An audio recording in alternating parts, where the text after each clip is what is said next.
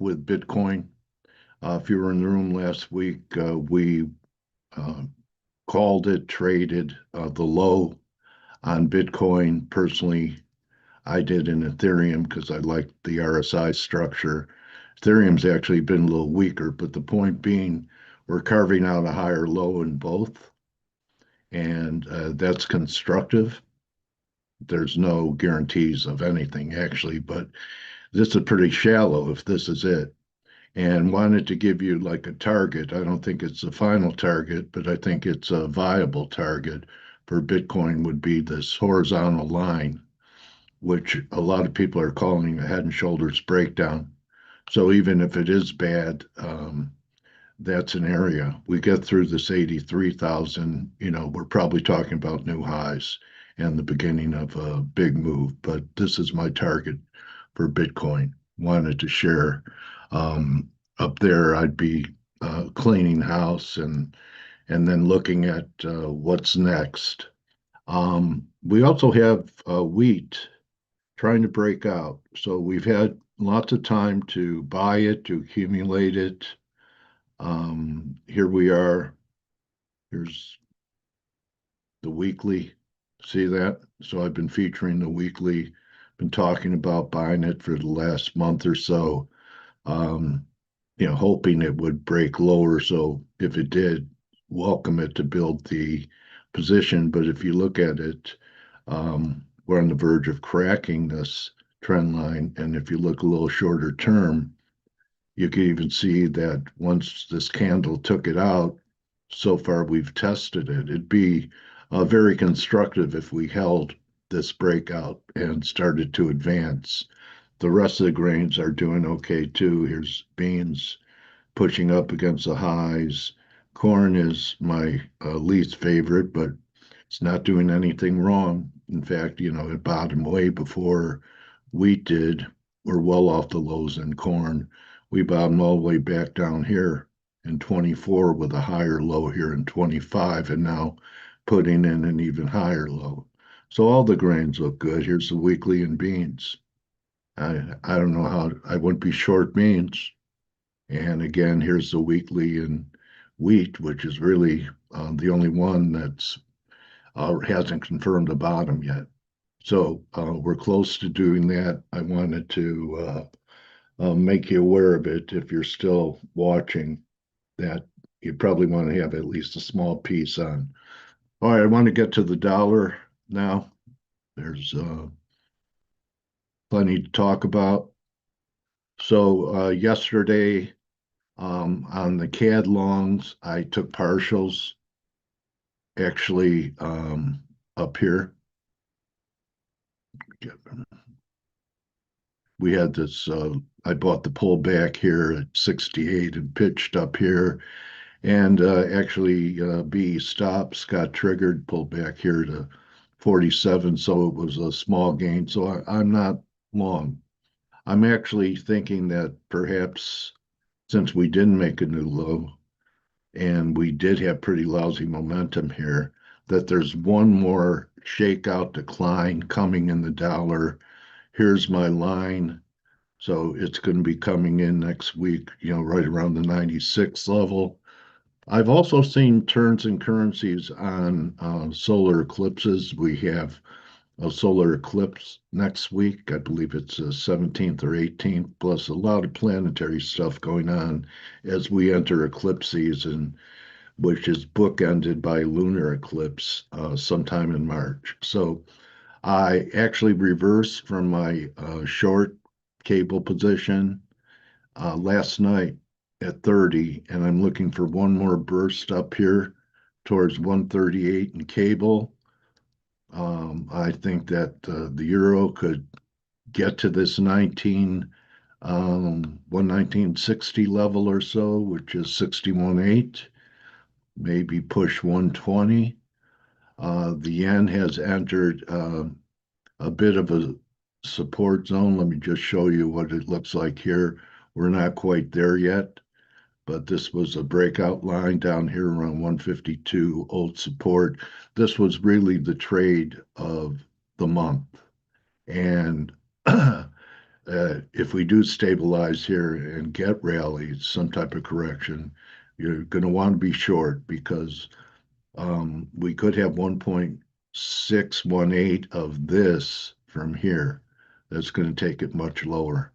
So to me, I believe that the top has been confirmed in the end, and this repatriation to Japan is going to continue through 2026. You want to start looking at weeklies. Um, there's a lot of downside here. The last time we had a repatriation move, and it bothered the market because of the unwind of the carry trade was here.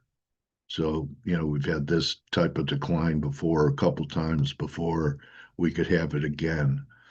Um, so that's my take on currencies, looking for one more push lower into next week, into the eclipse, and we'll see what happens from there.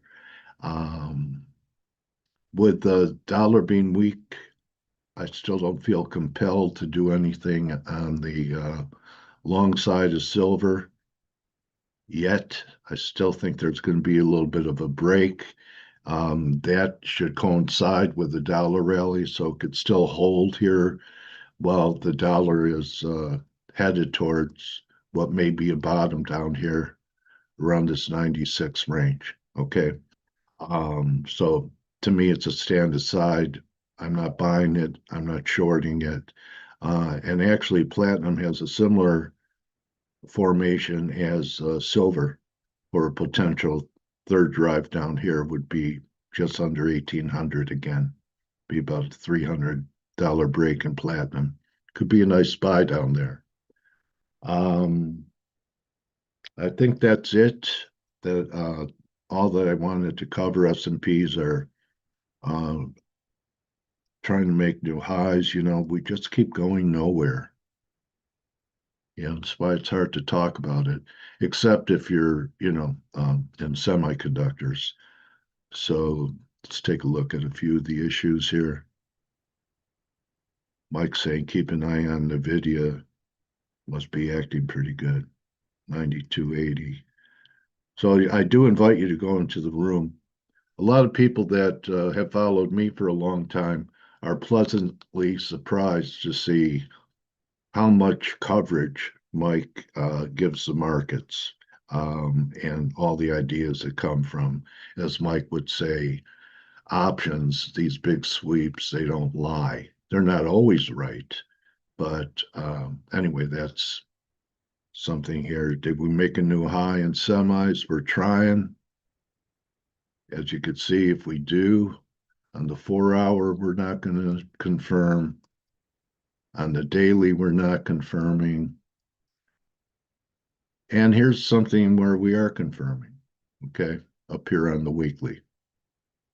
So long term, even if we do get a big sell off, that would be constructive. Let's see what else. Oil under some pressure. Okay. Still a positive week, but they almost look like the S&Ps. Same story. I'm not looking to add here, but if they do pull back to $60, I would try it. I'd add again down here. Okay, so as far as adding to longs on a breakout, that was around here. This was a test of the breakout. Maybe we're going to have another one. I don't think so. I think that be alert for, I don't know why countries are like that, but if you recall, um, Putin waited until the end of the Summer Olympics in Beijing to invade Ukraine. So I think the Olympics and the 21st, right around the eclipse, there's a lot of things happening next week for potential turning points. So I'll leave it there. I just wanted to give you an idea of what I'm looking for in Bitcoin. As a guy in the room said that was a conservative target.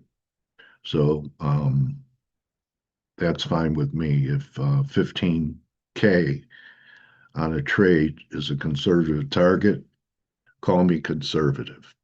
And more than that, come in the room, check out what's going on in here. Mike's putting up his stuff, Crocs. Okay. Here's a guy who thinks that it was conservative. So here's, some of my work here. Okay. We always have other people communicating with us, SG.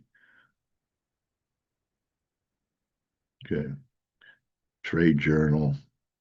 So it's a great room. Playa, good trader. Surround yourself with traders better than you, and you'll rise to their level. And come in here and post your work.